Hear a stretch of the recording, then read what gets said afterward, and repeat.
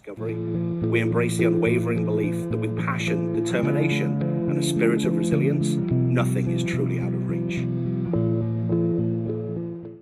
It was June 13th, 2005. I just landed from JFK, and I was settling into my seat on that last tiny flight from LAX to Santa Barbara. At 28 years old, I just quit my day job about a year ago to pursue my little side hustle, a dance studio.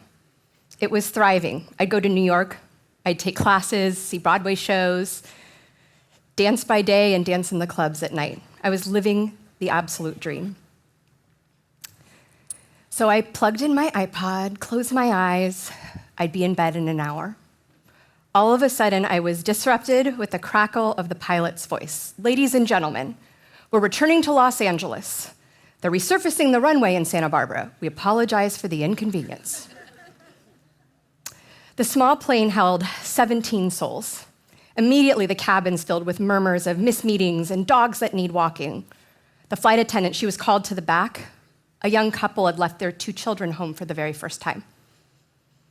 And the flight attendant, she was about my age. She was really nervous. I could tell right away something was off. And when she started talking to the woman behind me who was yammering on about her cat, I actually really realized something was really wrong. I pulled her close to me and I whispered. I said, "Can you please tell me what's really going on?" And through clenched teeth and a smile, she said, "We don't have landing gear. And we're returning to LA where there's enough emergency staff. We don't want to cause a panic yet." So now, I'm 48 now, and I think on that sobering moment 20 years ago. I mean, at the time I was in my 20s, life was like a whirlwind, and I don't know, I had freedom even though my responsibilities were mounting. Might not have realized it quite yet how much freedom I had. But also I had more than I needed. You know, life was pretty good. And until that whisper from a flight attendant, I'd never even thought about how I was living my life. And I now know that that's actually a pretty awesome privilege of being young. Back on the plane, my head was spinning. I knew things were going to get really real. Pilot's voice comes over the loudspeaker, and everybody knows. Whole cabin filled with, panic, and, there was no live streams, no cell phones, no internet, and it was a tiny plane, so there wasn't even a little airphone to make those calls that haunt us from 9/11. We were just sort of in the dark and terrified. Everything was in the moment. Flight attendant comes back on the loudspeaker. Her voice was super shaky. She tells us to take the emergency brace position. And then she starts to scream at the top of her lungs, "Heads down, stay down." And she repeated that until we landed. It is actually weirdly a little bit like it is in the movies. Everything gets really quiet. And immediately I felt really alone. And all that like a single girl in the city energy just like melted away. As people started to devolve the mom in the back, she started to cry. And at the time, I thought of how my parents would feel if something happened to me. I thought I'd never given them grandchildren. I wasn't married. I'm saying this to myself with like guilt and acceptance. And then, things started to get pretty scary. People started to cry and scream and devolve, and I snapped myself out of it. I talked to myself. I remember staring at the floor and saying, "You've lived a really good life. You experience falling in love. You have a job that gives you great passion and meaning. You have amazing friends, and your family may not be perfect. None of them are, but you're loved." And then all of a sudden, all these like snapshots from my life, like the weirdest ones of happy, silly, joyful moments flooded my mind. And honestly, I started to cry. And a woman, there was an elderly couple across from me, she reached across my hand, and I could hear her through all the screaming. She said, "You're not alone." Have you guys ever stopped to think what you would do if you only had a few minutes to live? I kind of marvel at that young girl. She was able to stay calm, focus on what's most important. And I don't know, I marvel at her. My short life at the time had been filled with so much purpose and passion. Isn't that what youth is all about? Right now, as I'm approaching 50, Musings on youth are usually about how I need to put my wrinkles in a time machine, or the well-trodden, if I could tell myself what I know now. A lot of you out there, Generation Alpha and Z, you guys are maligned, glued to a screen, your silly slang. I'll never understand what the heck Skibbity Ohio means. But I do think this is actually where we get it totally wrong. Instead of chasing or chastising youth, I think we should be learning from it. And recently, I started tapping into my younger voice, and I'm going to tell you, I have started leading a much more fulfilling and meaningful life. So here, this is the article from our little incident. This is hilarious because skidding is not what it felt like. It was more like being shot out of a cannon in a tin can over boulders at a few hundred miles an hour. All of a sudden, we stopped, and it got really quiet, and I heard the dull blare of sirens in the background. I went to the front, helped open the emergency exit, and was hit with smoke and burned rubber, and stumbled onto the tarmac, and it was surreal. If any of you seen Die Hard 2, it was a lot like that. There was hundreds of emergency vehicles, people, and we're in the middle of the runway at LAX. So quickly, they ushered us to a vacant tarmac. Eventually, we got water, blankets, a voucher, and a bus ride home. In a much less connected world, we just kind of hugged each other and said goodbye. Can you imagine how different that would be now? My family and friends, they knew that I was safe, but I refused the ride home. I had so much to think about. I was up most of the night. How was I ever going to get on an airplane again? I had all these things I wanted to do, and, I knew myself pretty well. I could get super stuck, or I could move forward. And I really talked myself out of it. Woke up in the morning, first thing I did, opened my computer, and I booked a flight. I left for New York in exactly 60 days.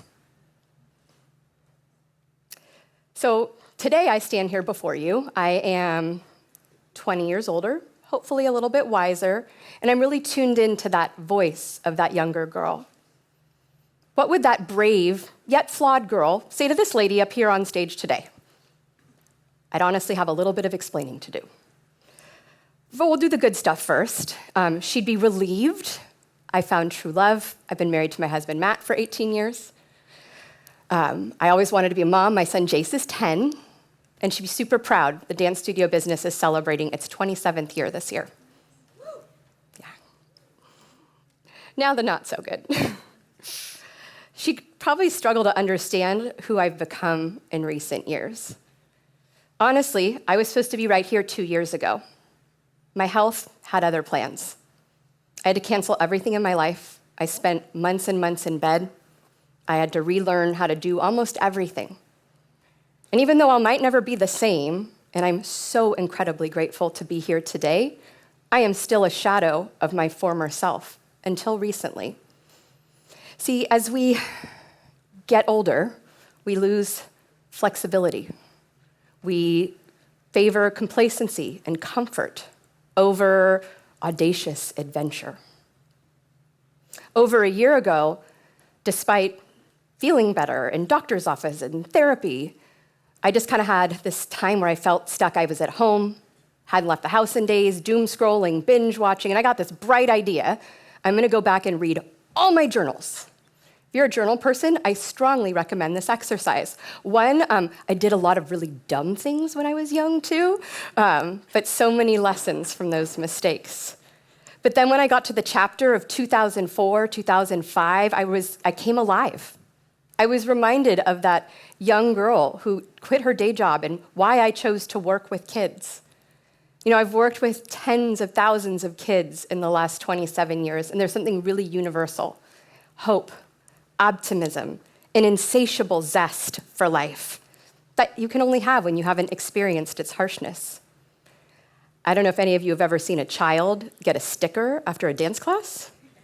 We might as well be giving out free gold. And the interesting thing is, if you're teaching a kid a dance to Taylor Swift, or you are watching her at a concert, the smiles are the same. And those are those weird little memories that will take you through when life gets hard. Those also might be the ones that flash before your eyes when you're facing your own mortality. Do you want to be a doctor, a dancer, an artist, an entrepreneur, maybe change a career? Do it. Say yes, dream big, take the big chances. Don't listen to your own voice or the voices of others. Had I done that, I'd be a corporate drone, because I would have listened to that dancers struggle and they're not successful. And I would have never known what it's like to go to work happy, like most days. And it's because there was a little girl dream that I did not give up on. And I keep dreaming. At age 47, I started 2 businesses. I love empowering women. I started a brand that connects mothers and daughters. So it's not too late. Do it. Now, if I could sit with that young girl from the airplane right here today, she'd say, like, what happened to the girl that danced all night in New York? And I'd be honest, I kind of miss her too. I do. And it's not just me. You know, when you spend a long time in bed and go through something, your family goes along for the ride too. My son missed out on a lot. You know, missed trips, concerts, activities. He got used to having his moo, that's what he calls me, in bed. So, you know, when I had the opportunity from a girlfriend who said, hey, let's take a girls' trip. Okay, all the comfort came in, all the excuses, the reasons I couldn't go, and he looked at me and he said, Moo, you never leave. You gotta go. And there it is, my young son, that girl who booked the flight, my greatest teachers. So here I am. This is me just a couple weeks ago. This is midnight on my 48th birthday. And I stayed out late on this trip. I swam in the sea. And the cool thing is I lived the 48-year-old version of my 28-year-old self. As the 20th anniversary approaches of this little incident that I had on the plane, I'm trying to listen to her more. I hope you will too. Say yes, love fully, and live this one precious life you have without limits. And if you are ever in doubt, book the flight. Thank you.